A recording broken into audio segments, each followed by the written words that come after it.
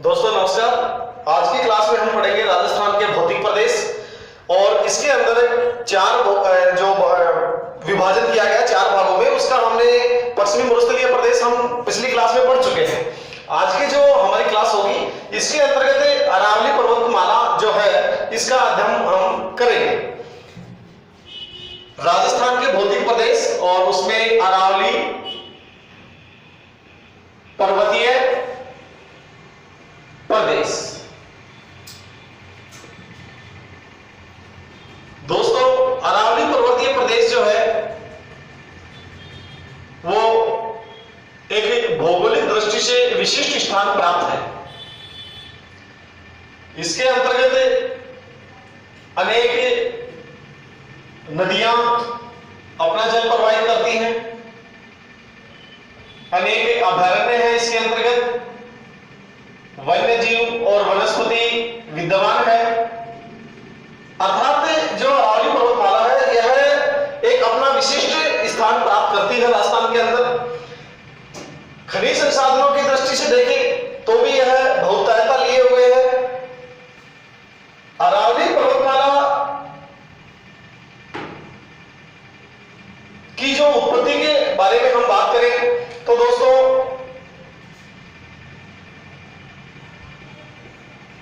अरावली पर्वतमाला जो है वो गोंडवाना लैंड के अवशेष माने जाते हैं।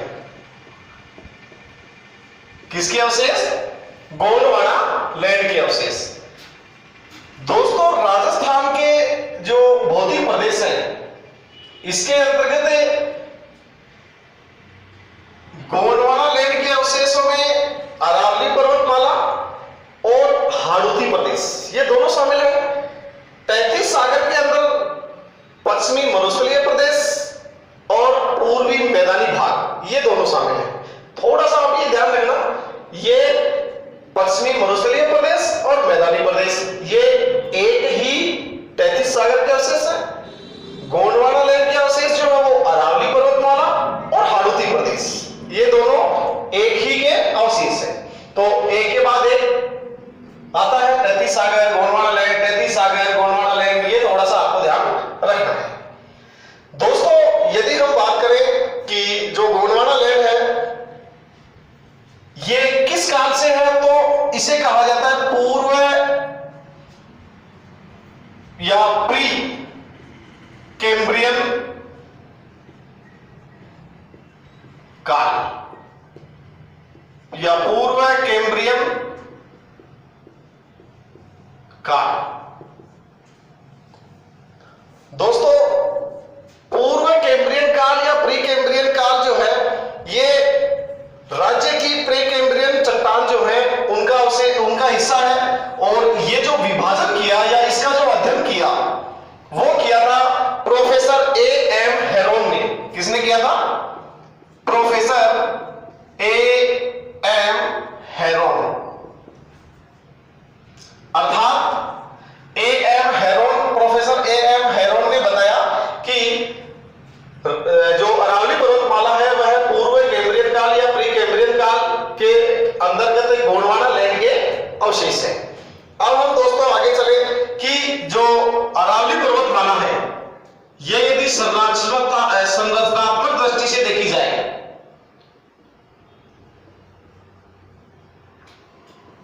तो ये पर्वतमाला देहली क्रम की है। कौन से क्रम की?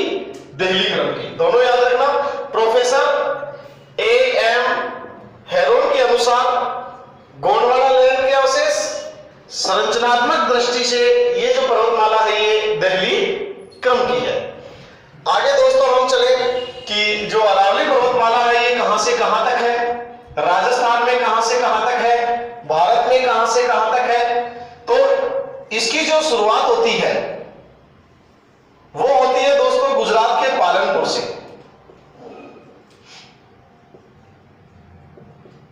गुजरात के पालनपुर से शुरुआत होती है और दिल्ली की रायसीना पहाड़ी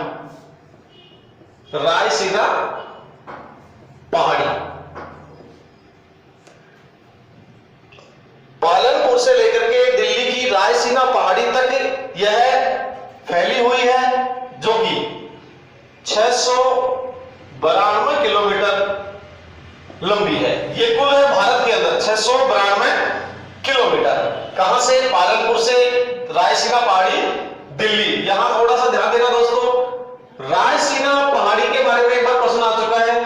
इस पर संसद भवन निर्मित है, संसद भवन निर्मित है।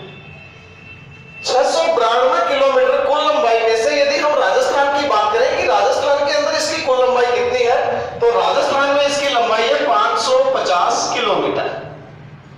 कहां से कहां तक?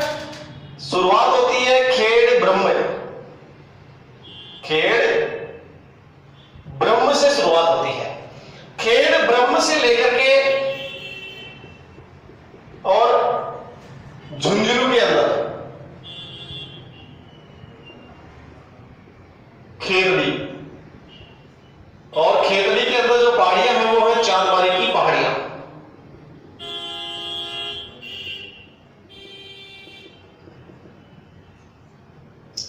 खेड़ ब्रह्म सिरोही, खेड़ ब्रह्म से लेकर के खेतड़ी, झुंझुनू, चांदबारी की पहाड़ियों तक यह 550 किलोमीटर लंबाई में विस्तृत है। 692 किलोमीटर में से 550 की यदि हम बात करें तो कितना प्रतिशत हिस्सा हुआ? यह है दोस्तों 80%। अर्थात कुल लंबाई का राजस्थान में कितना प्रतिशत है? 80%। कुल लंबाई का राजस्थान में कितनी लंबाई हुई? 550 किलोमीटर। कुल कितनी हुई? 692 किलोमीटर। अब बात आती है दोस्तों इसकी ऊंचाई की। इसकी जो जड़ है वो अरब सागर से शुरू होती है, अर्थात अरब सागर जो है वो इसका आधार स्थल माना गया है। और यहां से अरब सागर से जो इसकी ऊंचाई मानी गई है वो है 930 मीटर। राजस्थान में यदि इसकी औसत ऊंचाई की हम बात करें तो वो है 892 मीटर। दोनों राउंड फिगर के अंदर 900 मीटर आता है। कई बार एग्जाम में पूछा जा चुका है कि औसत ऊंचाई कितनी है, फिर ऑप्शन आगे 700 मीटर, 800 मीटर, 900 मीटर, 1000 मीटर। तो दोनों का मतलब 900 मीटर है, चाहे वो भारत की बात करें चाहे हम राजस्थान की बात करें। औसत ऊंचाई हो गई दोस्तों, कहां से कहां तक हो गई? लंबाई हो गई। अब हम आगे चले कि इसके अंतर्गत कौन कौन से जिले या कितने जिले हैं। तो इसके अंतर्गत दोस्तों जिले हैं 13 जिले। कितने जिले? 13 जिले। और ये 13 जिले संपूर्ण रूप से नहीं है, आंशिक रूप से है। अर्थात इसमें से कुछ जिले पूर्ण रूप से हैं और कुछ जिले इसमें आंशिक रूप से हैं। इन 13 जिलों में से कुछ हो गए पूर्ण, कुछ हो गए आंशिक। अब क्षेत्रफल की बात करें इसका, राजस्थान के कुल क्षेत्रफल का 9%। कितना है? राजस्थान के कुल क्षेत्रफल का 9% अकेला अरावली पर्वतमाला घेरे हुए है। इसमें जनसंख्या की यदि बात करें तो जनसंख्या राजस्थान की कुल जनसंख्या का निवासित है इसके अंतर्गत 10%। क्षेत्रफल 9%, जनसंख्या 10%। जलवायु की यदि हम बात करें तो इसके अंतर्गत उप आर्द्र जलवायु पाई जाती है। जलवायु कैसी है? उप आर्द्र जलवायु। वर्षा की बात करें दोस्तों तो 50 से लेकर के 90 सेंटीमीटर। कल की क्लास में भी हमने पढ़ा था, अरावली पर्वतमाला के समानांतर रेखा गुजरती है 50 सेंटीमीटर समवर्षा रेखा, जो कि राजस्थान को लगभग 2 बराबर भागों में विभाजित करती है। 50 सेंटीमीटर वर्षा रेखा। अरावली पर्वतमाला दोस्तों राजस्थान को लगभग 2 भागों में विभाजित करती है। दूसरा, यह वर्षा के वितरण को भी प्रभावित करती है। वर्षा के वितरण को भी प्रभावित करती है। वर्षा का वितरण इसके पूर्वी भाग में वर्षा 50 सेंटीमीटर से अधिक और इसके पश्चिमी भाग में 50 सेंटीमीटर से कम। और अरावली पर्वतमाला में 50 से लेकर 90 सेंटीमीटर तक वर्षा होती है। यदि हम मिट्टी की बात करें तो देखो पथरीला क्षेत्र है, मिट्टी कैसी होगी? ककरीली। मिट्टी कैसी होगी दोस्तों इसकी? ककरीली मिट्टी होगी, पथरीला क्षेत्र है। जनसंख्या हो गई, क्षेत्रफल हो गया, जलवायु के बारे में हमने देखा, मिट्टी के बारे में हमने देखा, वर्षा के बारे में हमने देखा। अब दोस्तों हम चलते हैं इसकी चोटियों पर, यानी कि अरावली पर्वतमाला की जो सर्वोच्च चोटियां हैं उनके बारे में देखते हैं। देखो अरावली पर्वतमाला की जो सर्वोच्च चोटी है वो है गुरु शिखर।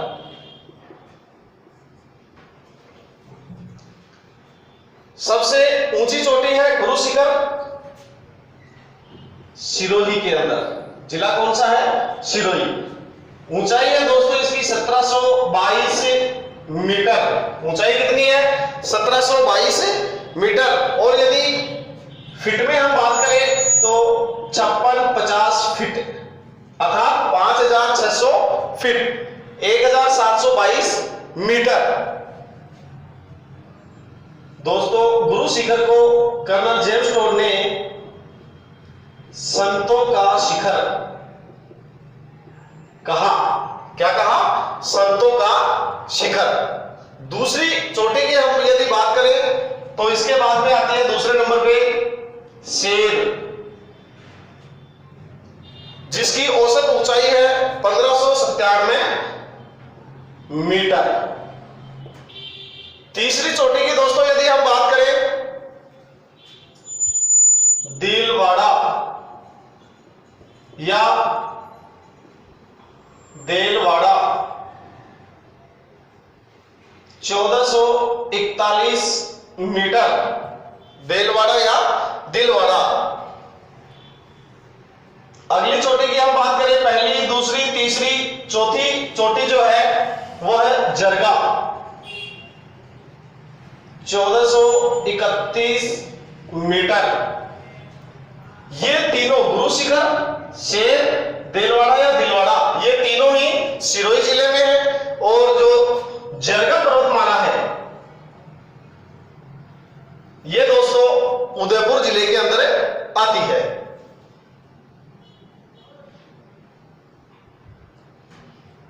इसके बाद में दोस्तों आती है अचलगढ़, उसके बाद आती है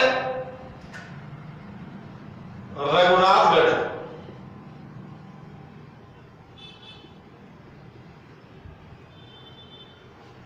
उसके बाद आती है खो, और फिर आती है तारागढ़, फिर आती है तारागढ़। सबसे ऊंची चोटी दोस्तों गुरु शिखर सिरोही में है, 1722 मीटर, 5650 फीट। शेर 1597 मीटर। देलवाड़ा या दिलवाड़ा 1442 मीटर, सॉरी दोस्तों 1442 मीटर। अगली है जरगा 1431 मीटर, जो कि उदयपुर में है। तीनों गुरु शिखर, शेर, देलवाड़ा या दिलवाड़ा तीनों आपके सिरोही में है, और जरगा जो पर्वतमाला है ये आपके उदयपुर में है। उसके बाद में आती है दोस्तों अचलगढ़। अचलगढ़ जो है वो भी सिरोही में है, और जो इसकी ऊंचाई है वो है 1380 मीटर। ऊंचाई कितनी है? 1380 मीटर। उसके बाद में दोस्तों आती है रघुनाथगढ़, जो कि सीकर में है। किस जिले में है? सीकर में, 1055 मीटर। इसके बाद दोस्तों आती है खो, जो कि जयपुर के अंदर स्थित है, और इसकी ऊंचाई है 920 मीटर। जिला है जयपुर। ध्यान देगा दोस्तों, खो की पहाड़ी जयपुर में, खो दरीबा अलवर में, राज दरीबा राजसमंद में। अब आता है दोस्तों अगली है तारागढ़, मध्य अरावली की सर्वोच्च चोटी 873 मीटर। अजमेर किस जिले में है? अजमेर में। कितनी है? 873 मीटर। ये तो दोस्तों इसकी जो चोटियां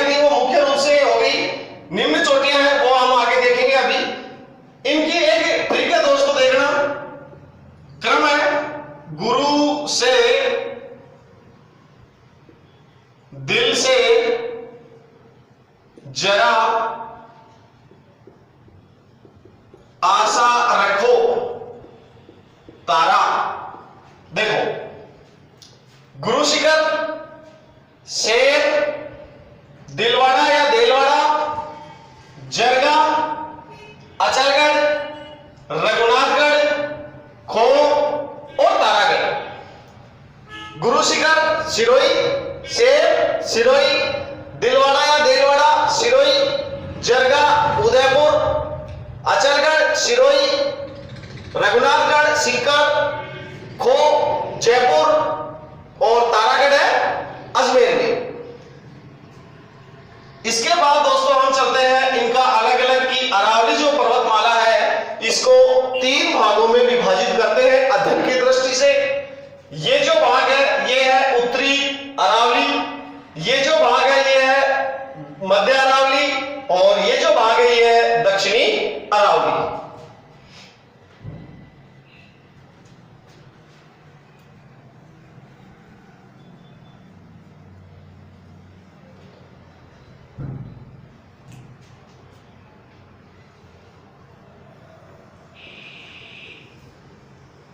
दोस्तों, दक्षिणी अरावली, मध्य अरावली और उत्तरी अरावली। जिन 13 जिलों की दोस्तों हमने बात की उनमें से सिरोही, उदयपुर, डूंगरपुर, प्रतापगढ़, भीलवाड़ा, राजसमंद, अजमेर, पाली, चित्तौड़गढ़, जयपुर, अलवर, झुंझुनू, सीकर।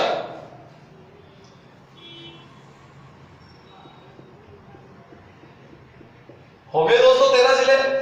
अब देखिए, यदि आपसे प्रश्न पूछा जाए कि दक्षिणी अरावली की सर्वोच्च चोटी कौन सी, तो वही अरावली की सर्वोच्च चोटी गुरु शिखर, तो दक्षिणी अरावली की भी सर्वोच्च चोटी गुरु शिखर। एक बार दोस्तों परीक्षा में प्रश्न आ गया, उत्तरी भारत और दक्षिणी भारत के मध्य अर्थात हिमालय पर्वत से लेकर अन्नामलाई की पहाड़ियों के मध्य भारत की सर्वोच्च चोटी कौन सी है, तो वो भी कौन सी होगी दोस्तों, गुरु शिखर। कौन सी होगी सर्वोच्च चोटी, गुरु शिखर। कहां से, हिमालय से लेकर के और कहां तक, अन्नामलाई की पहाड़ियों के बीच में सर्वोच्च चोटी कौन सी होगी, गुरु शिखर। अब दोस्तों मध्य अरावली में जब हम चले कि मध्य अरावली की सर्वोच्च चोटी कौन सी, तो अजमेर के अंदर हमने पढ़ी थी तारागढ़, पढ़ी थी ना, 873 मीटर। ये मध्य अरावली की सर्वोच्च चोटी है। उत्तरी अरावली की यदि बात करें तो सीकर में आई थी एक रघुनाथगढ़। यह है दोस्तों उत्तरी अरावली की सर्वोच्च चोटी। इनके अलावा कुछ अन्य चोटियां हैं, देखो कौन कौन सी। हम बात करें दक्षिणी अरावली की, तो दक्षिणी अरावली में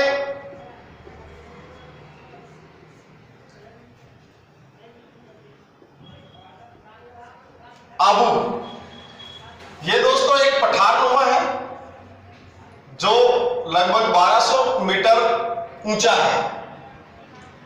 इसकी लंबाई की यदि हम बात करें आबू की, तो यह 19 किलोमीटर लंबाई में, और चौड़ाई की यदि हम बात करें तो 8 किलोमीटर यह चौड़ा है। कहां है, सिरोही। किस जिले में, सिरोही में। यही एक उड़िया का पठार है राजस्थान का सबसे ऊंचा, जो कि इससे लगभग 160 मीटर अधिक ऊंचा है, और 1200 प्लस 160 अर्थात जिसकी औसत ऊंचाई है 1360 मीटर। इसके बाद में दोस्तों एक है ऋषिकेश, यह भी सिरोही में है, 1017 मीटर। सिरोही के अंदर एक पहाड़ी चोटी है जिसका नाम है ऋषिकेश, 1017 मीटर। एक देखो दोस्तों बोराट, ये है आपके कुंभलगढ़ और गोलकुंडा के बीच का जो क्षेत्र है उसे बोराट का क्षेत्र कहते हैं। एक है दोस्तों यहां गिरवा, जो उदयपुर बेसिन को छोटी मोटी जो पहाड़ियां हैं वो घिरे रहती है। यहां उदयपुर है और इसके आसपास की जो छोटी मोटी पहाड़ियां हैं राजसमंद उदयपुर के आसपास की, ये कहलाती है गिरवा। जसवंतपुरा की पहाड़ियां, ये दक्षिणी अरावली की बात कर रहे हैं दोस्तों। जसवंतपुरा की पहाड़ियां इस क्षेत्र में, यहां जालौर के अंतर्गत जहां सुंदा पर्वत है, इसके अंतर्गत एक डोरा पर्वत, रोजा भाकर और इसराना भाकर।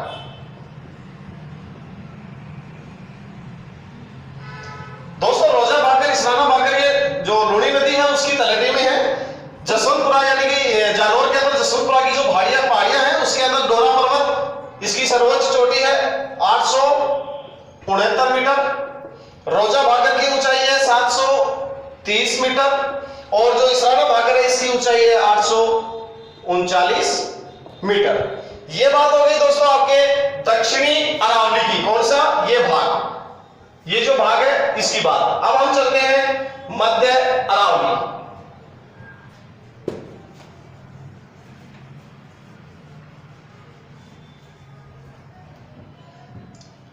मध्य अरावली की दोस्तों सर्वोच्च चोटी के बारे में हम पढ़ चुके हैं। कौन सी? तारागढ़। इसके अंतर्गत एक आता है नाग पहाड़। नाग पहाड़, इसकी औसत ऊंचाई है 795 मीटर। कितनी ऊंचाई है? 795। औसत ऊंचाई यदि नाग पहाड़ की हम बात करें तो 795 मीटर इसकी औसत ऊंचाई है। अब आता है दोस्तों उत्तरी अरावली। उत्तरी अरावली, उत्तरी अरावली के अंदर रघुनाथगढ़ हमने पढ़ लिया कि सर्वोच्च चोटी कौन सी है, रघुनाथगढ़, जो कि सीकर में है। ऊंचाई कितनी थी इसकी? 1055 मीटर। आगे हम बात करें तो इसके बाद में है बाबाई की पहाड़ियां। ये छोटी मोटी अन्य पहाड़ियां हैं बाबाई, इसकी औसत ऊंचाई है 780 metre. Jaigarh 648 metre. Nahargarh 599 metre. ये तीनों दोस्तों जयपुर में है। बाबाई की पहाड़ियां जयपुर और दोस्तों बैबाई की पहाड़ियां झुंझुनू, ध्यान देना, बैबाई की पहाड़ियां झुंझुनू में और बाबाई की पहाड़ियां जयपुर में, ध्यान देना दोस्तों थोड़ा। इसके बाद ये तो हो गई जयपुर की, जयगढ़ की 848 और नाहरगढ़ है 599। इसके बाद में आता है अलवर।